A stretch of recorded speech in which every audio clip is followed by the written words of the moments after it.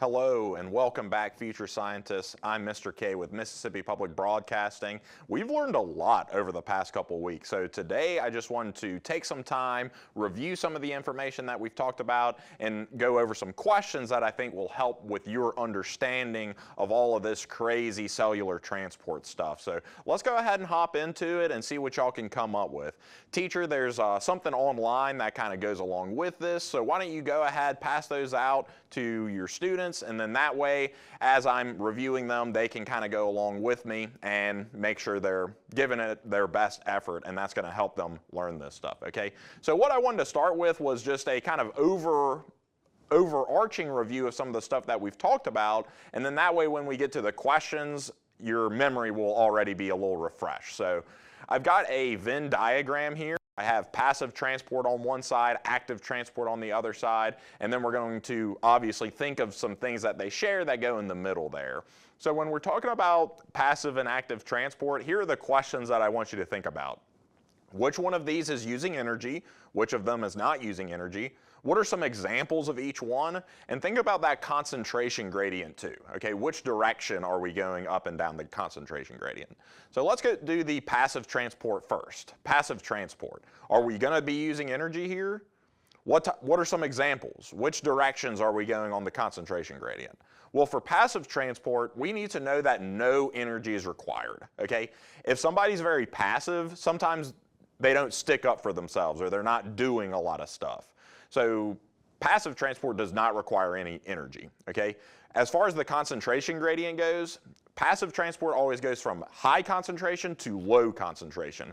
And again, my analogy for that is like riding a bicycle up and down a hill. If you're going from high to low on a hill, that really doesn't take that much energy on a bicycle. Gravity is going to be doing all the work for you. So that's kind of how you should be thinking about the concentration gradient, is like riding a bike up and down a hill. Okay?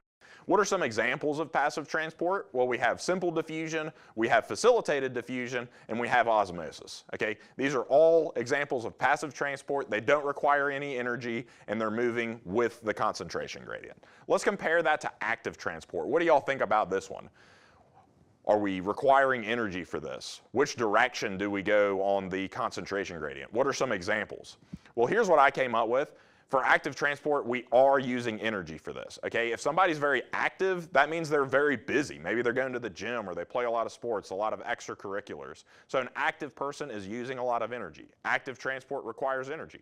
Why does it require energy? Well, it's because we're going from the concentration gradient, we're going from low to high. So imagine riding a bicycle up a hill. That takes a lot of energy, right? And then here are some examples of active transport. We have the sodium-potassium pump, those protein pumps, and the endo and exocytosis, and we just talked about those in the last lesson, so those might be kind of fresh on your mind.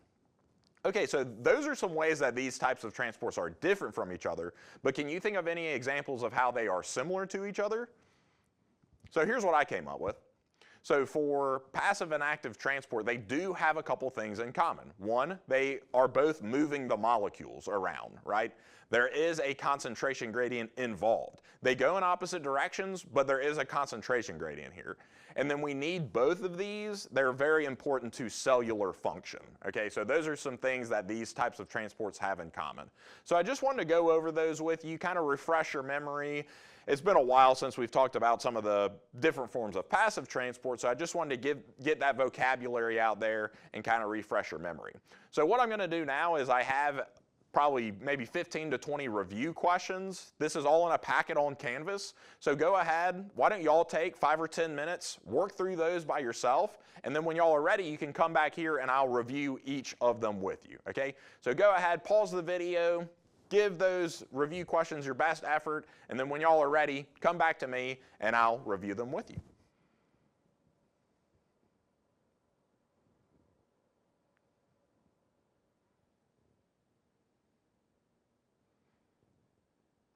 All right, y'all, I'm sure that was no problem for y'all, but just in case anyone's a little bit confused, I am going to review them with y'all. So why don't you make sure you're paying attention, feel free to change or add anything you don't have, and then we'll make sure everyone's on the same page. So let's see what I got here. Here's the first question.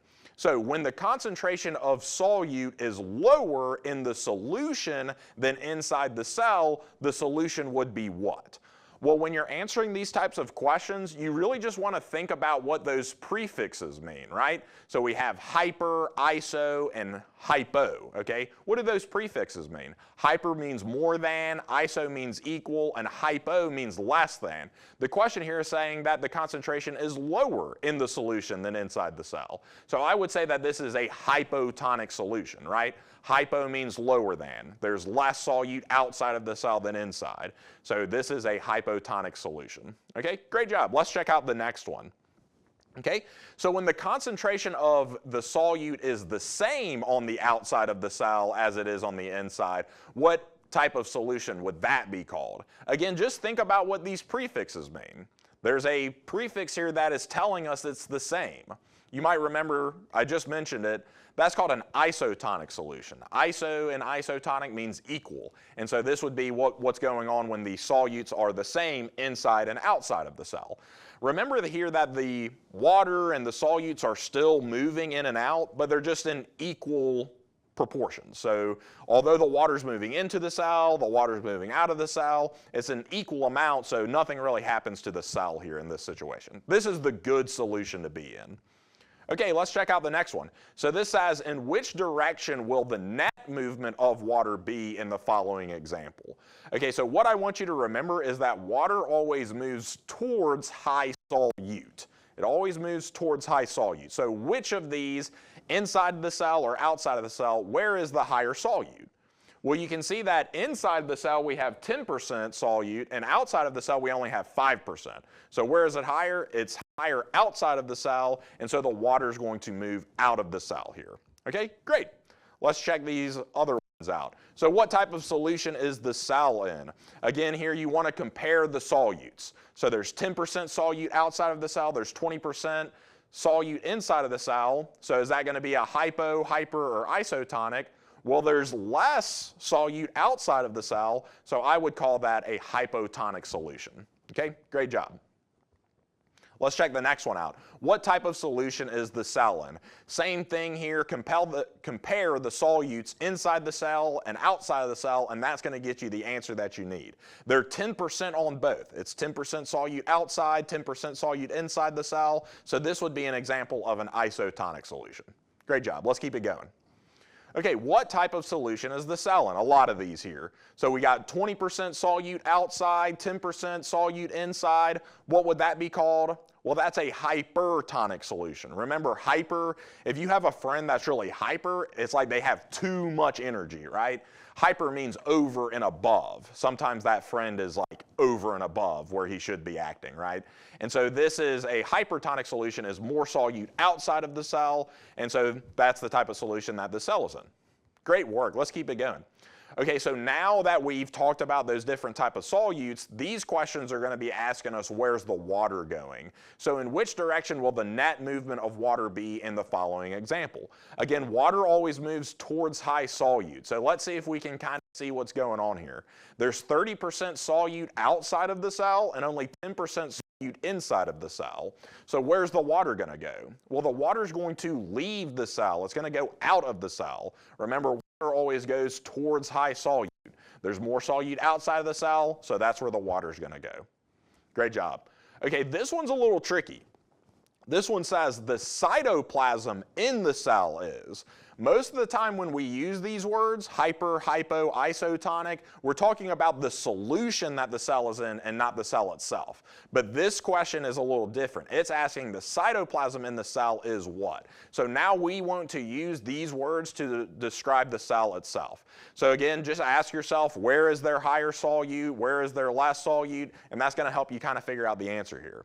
Okay, this one's going to be a hypotonic. The cell is hypotonic compared to the solution because there's only 10% solute in the cell and 30% outside of the cell. Because there's less solutes in the cell, that's a hypotonic solution. Great job. Okay, let's look at this one. What type of solution is the cell in? So again, here we have 20% solute in the cell and we have 25% solute outside of the cell. So because the external environment has more solutes, that's going to make this a hypertonic solution. Okay? All right, let's check this next one out. What process explains movement of water into hypertonic or out of hypotonic cells? So look at those. There's really two key words here that I want us to focus on. Movement, water. When water moves, it's always the same answer. Does anyone remember what that is? So this is going to be osmosis. Anytime a question's asking you and it has something to do with water moving, let's go with osmosis, okay? Really try to lock that into your memory for me. Great job. So let's look at this next one, okay? So this says red blood cells and other animal cells which don't have a cell wall burst if they are in what type of solution? So let's try to think of this, okay? It's talking about bursting. Is a balloon going to burst if it's low on air or if you try to fill it up too much? It's going to burst if you fill it up too much. So which of these solutions makes the cell swell up? Does anyone remember? I gave y'all a little hint for this one. Okay, so hypotonic is the answer here, and what I want you to remember, hypo and hypotonic kind of sounds like the word hippo, and a hippo is really big, right? And so if you put a cell in a hypotonic solution, it likes to swell up like a hippo. Hypo, hippo, it gets really large, okay? Let's keep it going. Why don't plant cells burst after lots of rain makes the soil hypotonic compared to the cell's cytoplasm? So animal cells will burst, but the plant cells won't burst. Why is that? What's a difference in between animal and plant cells?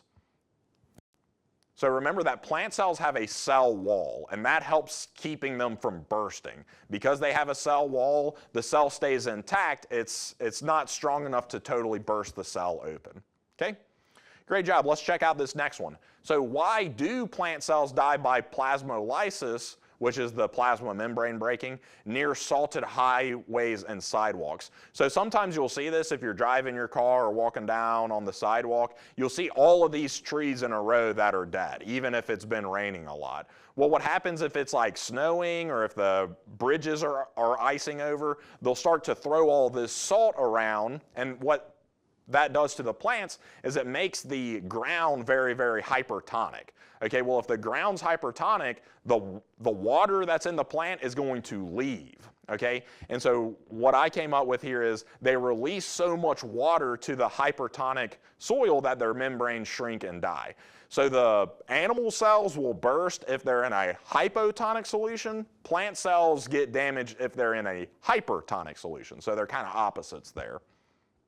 Great job. Y'all are following along really well. Let's knock the last couple of these out. So which of the following is a type of active transport? So look over these examples. We've talked about one of these as a form of active transport. Do you remember which one it is? So the sodium-potassium protein pump. The second part of that answer, the protein pump, is really the key to answering this question. The other three are all types of passive transport. Diffusion, osmosis, facilitated diffusion. Those are all types of passive transport. Only the protein pumps takes energy. So that's the example of active transport here, okay? All right, let's look at the next one. What is the movement of a substance from high concentration to low concentration?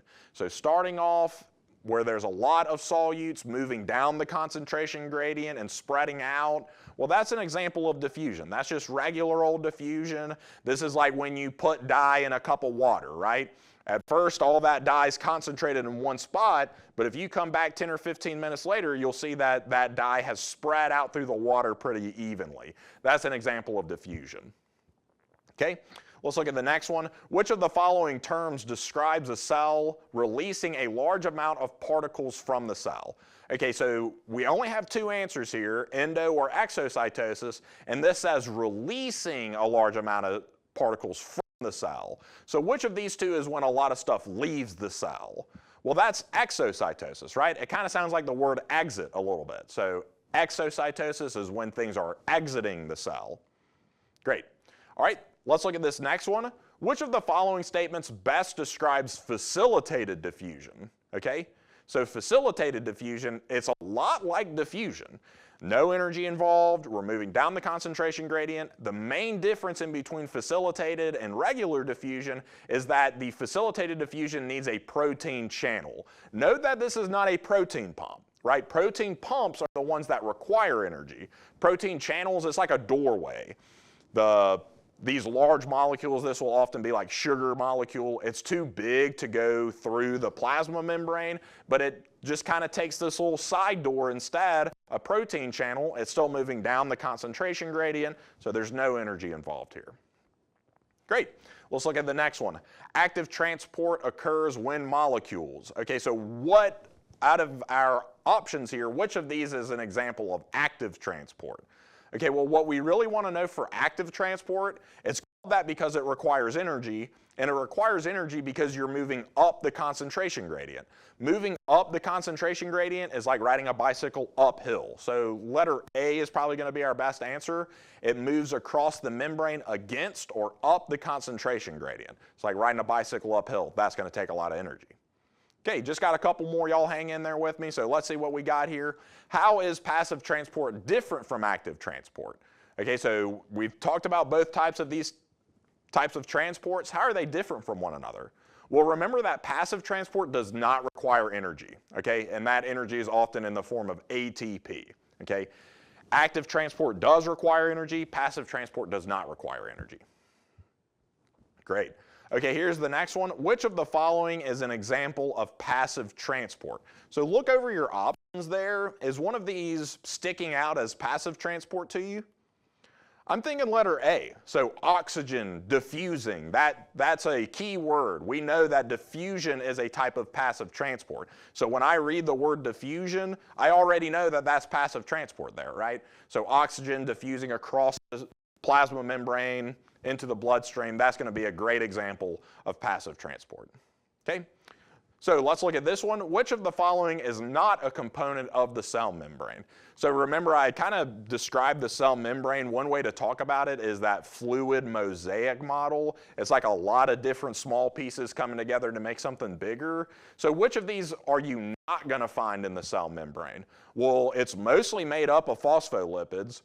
Can find cholesterol in the cell membrane, and you will find proteins, both as channels and pumps. So the only one you're not going to find are those nucleic acids, okay? So nucleic acids are not part of the cell membrane. Most of the nucleic acids are in the nucleus as DNA. So that's really where you're finding most of your nucleic acids there, okay? All right, let's look at this next one. So what kinds of molecules are attracted to water? So really this is just a vocabulary type question. I have hydrophobic and hydrophilic. Which one of those like water? Well, I know that if I have a phobia of something, I don't like it and I don't want to be near it. So phobia is fear of, philic is love of. And so number 2 is going to be our answer. Hydrophilic molecules really like the water, and hydrophobic molecules do not like the water. Okay? So which part of the phospholipid is hydrophobic? So remember that the phospholipids have 2 parts of it. It has the head and it has the tail. One of them likes the water, which one of them doesn't like the water. Remember that the fatty acid tails are always on the inside of the membrane. They're the ones that don't like the water. So the fatty acid tails are hydrophobic. The phosphate heads are hydrophilic. Okay? All right, so what is the function of channel proteins? What is the function of channel proteins? I kind of just talked about this one earlier. What are we using channel proteins for? Well, they provide a pathway for certain substances to cross the cell membrane. Like I was kind of talking about earlier, that glucose, we want the glucose in your cell. It's just too big to move through the plasma membrane. So instead it kind of takes this little, I just think of the channel proteins like a door. It walks through a door, and that's how it can enter the cell. It's too big to get through the plasma membrane, but it can move through the channel protein. Okay? Y'all, thank you so much for following along with me. I hope that review was helpful. We do have some other questions that you can kind of keep practicing this stuff on Canvas, so make sure to give that your best effort, and I hope everybody has a great day.